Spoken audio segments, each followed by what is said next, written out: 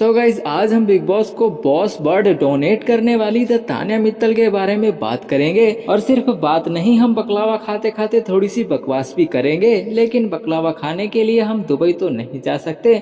इसका मतलब ये है कि हम तान्या की तरह झूठ नहीं बोल सकते।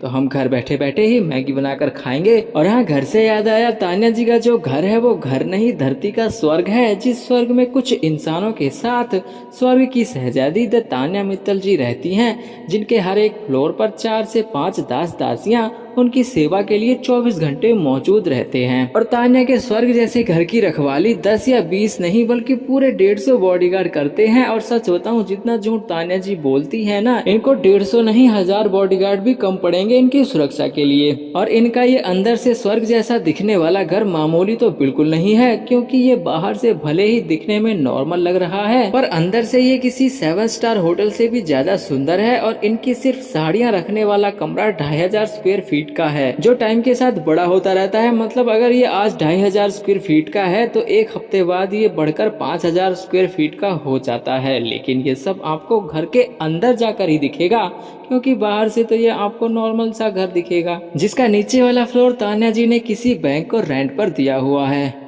ओके आई एम सॉरी, जिसके नीचे वाले फ्लोर पर तान्या जी ने अपना पर्सनल बैंक खोला हुआ है, जहां सिर्फ लड़कियों को लोन दिया जाता है। और ये सब तो कुछ भी नहीं है भाई। अकॉर्डिंग टू तान्या जी, इनकी साड़ियों की एक कंपनी है, फार्मास्यूटिकल कंपनी भी है, ऑयल की कंपनी भी है, गाड़ियों की कंपनी भी है, और भाई ट्रांसफार्मर बनाने वाली कंपनी भी इन्हीं की है। और अगर बिजली चली जाए और अंधेरे में 2 मिनट के लिए तान्या जी का ये सारा झूठ छिप जाए तो इन्होंने उसका भी इंतजाम किया हुआ है, क्योंकि ग्वालियर में झूठ की दुकान के साथ साथ तान्या जी सोलर सिस्टम भी हैंडल करती हैं। और 300-400 करोड़ वाले लोगों को तो तान्या जी अपने अमीर दोस्तों वाले ग्रुप में एंट्री भी नहीं देती हैं भाई। और तो और तान्या जी 3 टाइम का खाना भी अलग अलग बर्तनों में खाती हैं, जिनमें ब्रेकफास्ट में चांदी के बर्तन होते हैं तो लंच में सोने के बर्तन होते हैं। और डिनर की तो बात ही मत पूछो, डिनर में तो डायमंड जड़े बर्तन होते हैं भाई, जिनमें ये खाना खाती हैं। और हम्बल तो इतनी है कि छोटी छोटी बातों पर रोने लग जाती हैं, और बात बात पर लड़ते हुए कहती हैं कि मुझे आपकी तरह लड़ना नहीं आता है।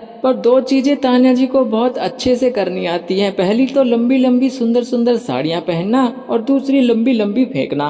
पर जो भी कहो दोस्तों, तान्या को बिग बॉस में देखकर मजा तो आता है, क्योंकि तान्या की वजह से ना सिर्फ बिग बॉस बल्कि हम जैसे बाहर बैठे लोगों को भी तो कंटेंट मिल जाता है। हाँ, वो बात अलग है कि हमें तान्या की तरह दुबई वाला बकलावा खाने को नहीं मिलता, ठीक वैसे ही जैसे कभी हमें तान्या के मुंह से सच सुनने को नहीं मिलता, और कोनिका जी को किचन के अलावा कहीं और मुद्दा नहीं मिलता, और गौरव जी से जब तक पूछा ना जाए उनका पॉइंट ऑफ व्यू हमें सुनने को नहीं मिलता, और एक नेहल का वुमन कार्ड जो कभी नहीं चलता, और अमाल का सभी लोगों को भिखारी बोलना मेकर्स को दिखाई ही नहीं देता। ठीक वैसे ही जैसे बसीर का फेक एक्सेंट और ओवर कॉन्फिडेंस खुद बसीर को नहीं दिखाई देता, लेकिन बजाज का लोगों को ठुड पर कहना पसंद आ रहा है। और अशनूर प्लीज डू समथिंग यार, क्योंकि सिर्फ क्यूट फेस और दांत दिखाने से काम नहीं चलेगा। और मृदुल भाई, नतालिया घर जा चुकी है तो अब आप बोलना शुरू करो, और शहबाज भाई शीशान की चापलूसी करना बंद करो, और नीलम जी आप जैसे हो वैसे ही रहो, बसीर के साथ बैठना थोड़ा कम करो।